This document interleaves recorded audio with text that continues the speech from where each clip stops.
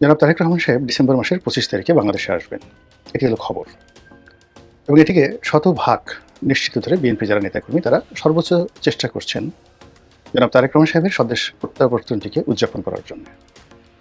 এখন এই সময়টিতে তারেক রহমান সাহেবের দেশে ফেরা কতটা উচিত, কতটা অনুচিত, বা তিনি এতদিন কেন এলেন না, এখন কেন এলেন, এবং তার এই আসার যে পরিণতি সেটি কি ঘটতে যাচ্ছে, এই বিষয়গুলো নিয়ে আমার মস্তিষ্কে যে চিন্তাগুলো নাড়া দিচ্ছে, অথবা আমি রাজনীতি যতটুকু বুঝি কোনোরকম পূর্ব প্রস্তুতি ছাড়াই আমার হৃদয় থেকে যে কথাগুলো এই মুহূর্তে উৎসরিত হবে সেটা হলো আমার চিন্তা চেতনা এবং আমার প্রজ্ঞার ফলাফল।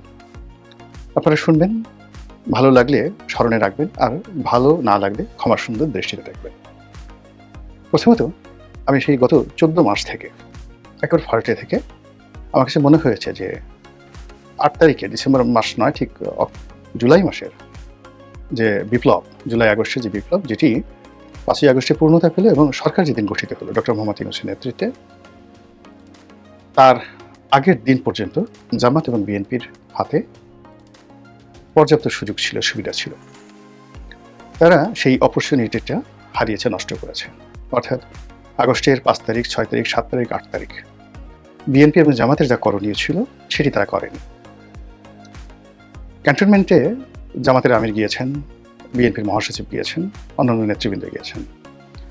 তারা ইচ্ছা করলে আরও একদিন পরে যেতে পারতেন এবং সেখানে রাজনৈতিক নেতৃবৃন্দ যারা আছেন, ইনক্লুডিং জনাব তারেক রহমান সাহেব সহ, সম্মিলিতভাবে যদি তারা একত্রে বসতে পারতেন, বিশেষ করে এখানে দুটো পক্ষ, বিএনপি এবং জামাত, তারা যদি একত্রে বসতেন এবং কিছু ইসলামী সংগঠন যারা আছেন, যারা যথেষ্ট স্যাক্রিফাইস করেছেন, তারা যদি বসতেন, তাহলে একদিন ডিলে হলো তুলনামূলকভাবে এখন যা কিছু ঘটছে তার চেয়ে পরিস্থিতি ভালো হতো। এবং যখন তারা এই কাজটি না করে সেনাপ্রধানের আহ্বানে সেখানে গেলেন এবং ঠিক একটা জগা খিচুড়ি সরকার গঠিত হলো। সেখানে সেনাবাহিনীর ডিজায়ার ছিল, বিএনপির ডিজায়ার ছিল, জামাতের ডিজায়ার ছিল, ডক্টর মোহাম্মদ ইউনূসের ডিজায়ার ছিল, এনসিপির ডিজায়ার ছিল। এই বিষয়গুলো তারা করা হয়নি। 2 নম্বর হলো যে বিএনপি এবং জামাত তারা রাজনীতির মুরব্বী, তারা কোনো অবস্থাতেই রাজনীতির এই বিষয়াদি নিয়ে তাদের যে পারস্পরিক যে আলোচনা, পলিটিক্যাল ডিসিশন, সেই ডিসিশনে এনসিপিকে বা বৈষম্য বিরোধী ছাত্র আন্দোলনে যারা নেতৃবৃন্দ রয়েছেন তাদের সঙ্গে বৈঠক করাটাই তাদের ঠিক হয়নি, উচিত হয়নি। তারা আমাদের সন্তানসমূহ, আমরা যে কোনো ব্যাপারে একটা সিদ্ধান্ত নেব এবং তাদের কল্যাণের জন্য আমাদের যে সিদ্ধান্ত, সেই সিদ্ধান্তটাই তাদেরকে জানিয়ে দেওয়া উচিত ছিল, যেভাবে নেপালে ঘটেছে। এই 3টি ভুলের কারণে প্রথম দিন থেকে, সরকারের প্রথম দিন থেকে আজকের দিন পর্যন্ত একটার পর একটা অনার সৃষ্টি ঘটে গেছে। এবং এই কথাগুলো দেখবেন যে আমার একটা কনসিস্টেন্সি রয়েছে, ধারাবাহিকতা রয়েছে। এবং এই কারণে কি হলো, দেখুন, আগস্ট মাসের 5 তারিখ পর্যন্ত 2024 বিএনপির সঙ্গে আমার বা জামাতের সঙ্গে আমার যে সখ্যতা ছিল, ঘনিষ্ঠতা ছিল, আমি 5 তারিখের পর থেকে ধীরে ধীরে ধীরে ধীরে তাদের যে সংস্রব, এর থেকে নিজেকে আলাদা করে একজন স্বতন্ত্র মানুষ হিসেবে, একজন আলোচক হিসেবে, রাজনৈতিক বিশ্লেষক হিসেবে নিজেকে তুলে ধরার চেষ্টা করেছি দলীয় বৃত্তের বাইরে গিয়ে। এবং ওই দিনই ডিসেম্বর মাসের 6 তারিখে আমি সিদ্ধান্ত নিয়েছি যে এইবারের নির্বাচন আমি করব না। বোঝার চেষ্টা করুন। কাজে আমি যে কথাগুলো বলছি সেই কথাগুলো ঠিক একই কথাই কিন্তু আমি সেই 2014 সনে যখন নির্বাচন হলো তখন থেকে আওয়ামী লীগকে বলে আসছিলাম। তখন আমি আওয়ামী লীগ করতাম যে ইমিডিয়েটলি একটা ইনক্লুসিভ নির্বাচন দিয়ে দেন। এই নির্বাচনটিকে 3 মাসের দিকে যায় না, এটা একটা বিনা ভোটে নির্বাচন হয়ে গেছে। 15 দিনের মধ্যে এটা বাদ দিয়ে বিএনপিকে ইনক্লুড করে একটা তত্ত্বাবধায়ক সরকার গঠন করে নির্বাচন দিয়ে দেন। আর যদি না দেন, আপনাদের যত দিন যাবে, এমনকি 10 বছর পরে যদি আপনার পতন হয়, মানে তত 10 বছর পরে পতন হলে 10 বছর সময় লাগবে আপনাদের রিগেইন করতে। আর 15 দিন পরে যদি আপনারা ক্ষমতা হস্তান্তর করেন, তাহলে 15 দিনও লাগবে না আপনাদেরকে রিভাইভ করতে। তো সেইটা আমি 4 বছর ধরে আওয়ামী লীগের বিরুদ্ধে প্রচার করেছি। তো এই যে যখন এই সরকার এলো, তখন যেহেতু আমি পুরো সময়টা 2014 থেকে আওয়ামী লীগের রোশানলে, আর বিএনপিতে যোগদান করার পর 2018 সালের পর থেকে রীতিমতো আওয়ামী লীগের হিট লিস্টে। ফলে আওয়ামী লীগ অন্যান্য বিএনপির যে সকল রাজনৈতিক নেতৃবৃন্দ রয়েছেন তাদেরকে ক্ষয়ক্ষতি করার যে সকল চেষ্টা করেছে, প্রায় সব কিছুই আমার উপর করা হয়েছে। অন্যেরা আহাজারি করেছে, মিডিয়ার সামনে এসে বলেছে, কিন্তু আমি কথাগুলো বলিনি এবং বলবো না। এর কারণ হলো এগুলো অ্যাবজর্ব করার সক্ষমতা আল্লাহ আমাকে দিয়েছেন বলেই তারা এই কাজগুলো করতে পেরেছে। তো এটা, তারপর তারা আমাকে যে অত্যাচার করেছে, জুলুম করেছে, আল্লাহ যে তাদের সেই জুলুম অত্যাচারের প্রতিকূলে আমাকে বাঁচিয়ে রেখেছেন, এজন্য আমি শুকরিয়া আদায় করছি।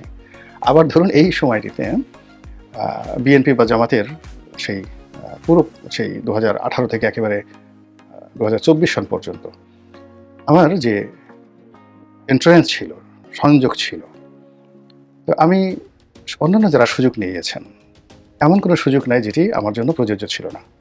সরকারে এখন যারা চালাচ্ছেন তাদের কাছ থেকে সুযোগ নিতে পারতাম, বিএনপির কাছ থেকে নিতে পারতাম, জামাতের কাছ থেকে নিতে পারতাম, অথবা যারা এই সময়টিতে সুযোগ বিতরণ করেছেন আসলে জ্ঞান বুদ্ধি বা কোনো জায়গাতে আমার কাছে নিজেকে তাদের হীন মনে হয়নি কখনো। এই কথাটা বললাম এই কারণে যে তাদের অনুমতিও দরকার ছিল না। এই যে একটা অরাজক অবস্থার মধ্যে অন্যান্য যারা সুযোগ নিয়েছেন, আমি যদি একটু চেষ্টা করতাম বা ইচ্ছা করতাম, এই সুযোগ নেওয়া আমার জন্য কোনো বিষয় ছিল না। 2-4টে ব্যাংক দখল করা, 2-4টে টেলিভিশন দখল করা, 2-4টে পত্রিকা অফিস দখল করা, তারপরে আওয়ামী লীগের 2-4 দর্জনকে সেফ এক্সিট দেওয়া, একটা ডিল হয়েছে। যারা সেফ এক্সিট দিয়েছেন শত শত কোটি টাকার ডিল হয়েছে। আওয়ামী মাইন্ডের যে সকল ব্যবসা প্রতিষ্ঠান রয়েছে শত শত কোটি টাকার ডিল হয়েছে। এগুলো আমার জন্য কোনো ব্যাপারই ছিল না।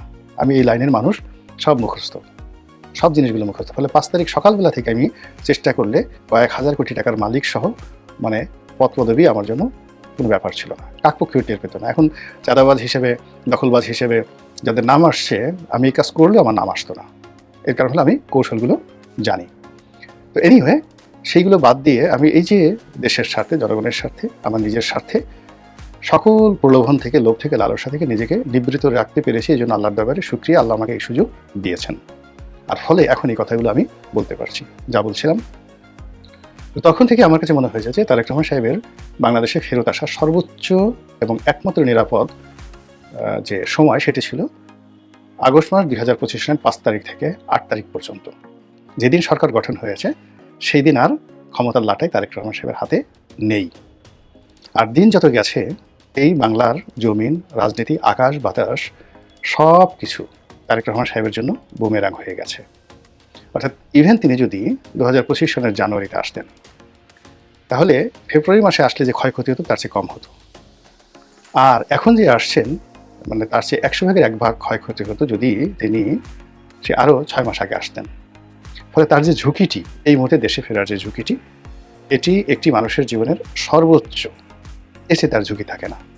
তার দলের জন্য ঝুঁকি হলো, মানে এখন দলের সকল কর্মকাণ্ড একটা বিন্দুতে এসে ঠেকে গেছে। No Tarique Rahman, no BNP, no Tarique Rahman, no রাজনীতি, no Tarique Rahman, no election, এমন একটা পর্যায়ে চলে গেছে। ফলে এই যে তার যে দেশে ফেরার যে ঘোষণা এবং এই দেশে ফিরে তার দলকে গুছানোতে তার যে সফলতা, এটার উপর বিএনপি রাজনীতি অ্যাবসলিউটলি নির্ভর করবে। এখন তিনি এই যে 25 তারিখে আসার যে সিদ্ধান্ত তিনি নিলেন, কেন নিলেন এবং এটার পরিণতি কি? পরিণতি কি হতে পারে সেই ব্যাপারে আমি যাকে বলা হয় Maulana Abul Kalam Azad, the India wins freedom, India wins freedom, পৃথিবীর ইতিহাসে যে সকল রাজনীতির বই রয়েছে তার মধ্যে অন্যতম। ভারত যেভাবে স্বাধীন হলো সেই বইতে মাওলানা আবুল কালাম আজাদ ইন্ডিয়ান কংগ্রেসের সবচেয়ে দীর্ঘকালীন যিনি প্রেসিডেন্ট ছিলেন এবং স্বাধীন ভারতের প্রথম শিক্ষামন্ত্রী, তো এই প্রজ্ঞাপন মানুষটি একটা বক্তব্য দিয়ে গেছেন। রাজনীতির যখন ক্রিটিক্যাল মোমেন্ট আসে, ভীষণ রকম ক্রিটিক্যাল মোমেন্ট আসে, তখন নেতার সামনে দুটো সিদ্ধান্ত নেওয়ার সুযোগ এসে যায়। প্রথম সিদ্ধান্ত হলো যে এই ক্রিটিক্যাল মোমেন্টে তার হৃদয় থেকে, মন থেকে যেটা নিঃসরিত হয় এবং জনগণ যেটা আশা করতে পারে না, স্বপ্ন দেখতে পারে না বা বলতে পারে না, সম্পূর্ণ ব্যতিক্রম ধর্মী একটি নতুন চিন্তা, চেতনা এবং সিদ্ধান্ত যখন কোনো একটা নেতা নিতে পারে, ইতিহাস পাল্টে যায় এবং নেতার বিজয় হয়।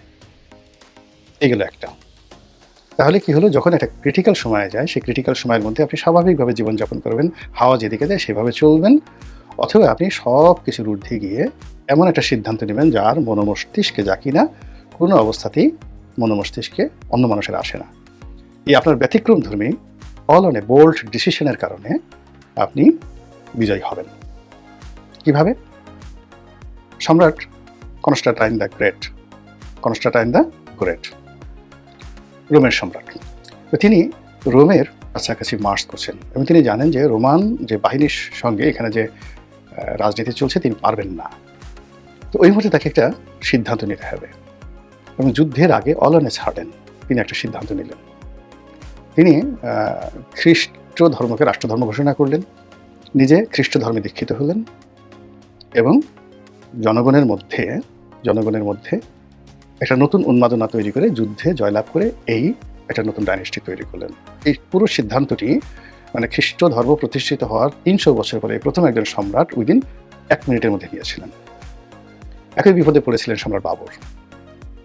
তিনি আসলেন, যুদ্ধ করলেন, পানিপথের যুদ্ধ। এরপর রাষ্ট্র প্রতিষ্ঠা করতে গিয়ে তাকে পরপর কয়েকটি যুদ্ধ করতে হয়। তো গুজরাটের একটি যুদ্ধে গিয়ে, অর্থাৎ এই যে নরেন্দ্র মোদীর যে এলাকা, এই এলাকার লোকজন খুবই দুর্ধর্ষ। তাদের সাথে যুদ্ধ করতে গিয়ে তিনি আর পারছিলেন না, তার সৈন্যবাহিনীর মনোবল ভেঙে যাচ্ছিল। বাবর মদ্যপান করতেন নিয়মিত। তো তিনি সেই যুদ্ধের ময়দানে হঠাৎ করে মদ্যপান বন্ধ করে দিলেন, মদের সকল ভাণ্ড সব ফেলে দিলেন, দিয়ে তিনি ঘোষণা করলেন তিনি আর জীবনে মদ খাবেন না। তার এই রাষ্ট্র শাসন, রাষ্ট্র জয় বিজয়, এটি একটি জিহাদি কর্ম। ফলে তিনি যদি জয়লাভ করেন তাহলে হবেন গাজী, আর মরলে হবেন শহীদ। এই কথা বলে তিনি যখন তলোয়ার নিয়ে যুদ্ধের ময়দানে গেলেন, তার সৈন্যদের মধ্যে একটা উন্মাদনা তৈরি হলো এবং তিনি একটা ডাইনেস্টি তৈরি করে ফেললেন, ৩৫০ বছরের ডাইনেস্টি। এই হলো সম্রাট বাবর। এইভাবে নেতার একক, মানে এই যে বাবর বা সম্রাট কনস্টান্টাইন, কিংবা ওই যে ইতিহাসের যে আইরিশ বীর রবার্ট ব্রুশ, তারা যে সিদ্ধান্তগুলো নিয়েছেন, বিশ্বাস করেন কোনো উপদেষ্টার পরামর্শ নয়, কোনো জনগণের কথা নয়, তিনি একা ছিলেন, তানহাই। সেই একা থেকে তিনি এই সিদ্ধান্তগুলো নিয়েছেন। তো তারেক রহমান সাহেবের এই যে দেশে ফেরার যে সিদ্ধান্ত, এরকম একটা ঝুঁকিপূর্ণ মুহূর্তে যদি এককভাবে তার নিজের সিদ্ধান্ত হয়, কারো পরামর্শ না হয়, এবং তিনি কারো দ্বারা ইনফ্লুয়েন্সড নন, কলনে ছাড়েন, তার মধ্যে একটা ইলহাম এসে গেছে, তার কাছে মনে হয়েছে এই মুহূর্তে বাংলাদেশে তার যাওয়া উচিত এবং তিনি যাবেনই। নিশ্চিত থাকেন তিনি বিজয়ী হবেন, সফল হবেন, তার প্রতিপক্ষরা পরাজিত হবে। কিন্তু যদি পপুলারিটি পাওয়ার জন্য তার কোনো পরামর্শকের পরামর্শ অনুযায়ী, অথবা এই যে সামাজিক মাধ্যমে বিভিন্ন যারা ইনফ্লুয়েন্সার রয়েছেন, বিভিন্ন কমেন্ট করেন, তার আসা উচিত, কাল আসা উচিত, অর্থাৎ জনগণের কথা মধ্যে যদি তিনি আসেন, তাহলে তার পরিণতি কী হবে? যেটি মাওলানা আবুল কালাম আজাদ তার ইন্ডিয়া উইন্স ফ্রিডমে দ্বিতীয় রাজনীতিবিদ যারা রয়েছেন, লিডার যারা রয়েছেন, তাদের দ্বিতীয় যে কর্মটি ক্রিটিক্যাল মোমেন্টে, প্রথম কর্ম হলো যে তিনি নিজের মতো সিদ্ধান্ত নেবেন, যেটা আমি আগে বললাম। আর দ্বিতীয় কর্মটি হলো তিনি যদি জনগণের কথা মতো, জনগণের কথায় নাচেন, জনগণের কথায় সায় দেন, এবং জনগণের কথায় সায় দিয়ে তিনি সেই কাজ করেন যেটি তিনি বিশ্বাস করেন না, যেটি করার সামর্থ্য তার নেই, আর স্বাভাবিক কমন সেন্স অনুযায়ী, একেবারে সাধারণ কমন সেন্স অনুযায়ী যে কোনো মানুষ বলবে যে এই কাজটি করা ঠিক হয়নি। এরকম কোনো কাজ যখন একটা নেতা করে, তার পতন, ধ্বংস একেবারে শতভাগ নিশ্চিত। এখন এই যে জনাব তারেক রহমান সাহেবের যে আগমন, সেই আগমন উপলক্ষে কী হবে আগামীতে কোর্স অফ অ্যাকশন, এটা আমরা দেখতে পাবো। কিন্তু অ্যাডভান্স আমি যে কথাগুলো বললাম, এটা কেবলই মাত্র জনাব তারেক রহমান সাহেব জানেন, আর উপরে জানেন আল্লাহ। যদি দুনিয়ার পলিটিক্যাল সায়েন্স অনুযায়ী কোনো কিছু সেখানে সিদ্ধান্ত গৃহীত হয়, তাহলে ওই যে আমি বললাম এই যে অন্তরের কথা বা ঘটনা, এটা কেবলমাত্র তারেক রহমান সাহেব জানেন, আর জানেন তার মালিক আল্লাহ রাব্বুল আলামিন। এটা গেল দ্বিতীয় পার্ট। তৃতীয় পার্ট হলো তার আগমনকে কেন্দ্র করে যে ধরনের জলসা হচ্ছে, মানে সংবর্ধনার আয়োজন হচ্ছে, সাংবাদিকদেরকে ডাকা হচ্ছে, গানের আয়োজন, মানে তাকে সেলিব্রেট করার জন্য বিভিন্ন জায়গাতে সঙ্গীতের আয়োজন হচ্ছে, কনসার্ট হচ্ছে, এগুলো আমার কাছে ভালো লাগছে না। এগুলোর মধ্যে আমি অশনির সংকেত দেখতে পাচ্ছি। এর কারণ হলো, যখন কোনো কিছুর আগমন নিয়ে খুব বেশি অ্যাডভান্স উৎসাহ দেখানো হয়, উদ্দীপনা দেখানো হয়, তখন আল্লাহ আসলে বেজার হন। তার এই আগমনটার কোনো হেতু নেই। তিনি এমন কোনো সফলতা বানিয়ে নিয়ে আমাদের এই দেশে আসছেন না, তাকে একটা যুদ্ধ করার জন্য আসছেন তিনি। আমরা আনন্দ দেখাবো কেন? তিনি কোনো মেসেজ নিয়ে আসছেন না, যে মেসেঞ্জার হিসেবে সুসংবাদ নিয়ে আমাদের জন্য আসছেন না। আমরা কেন আনন্দ দেখাবো বলেন?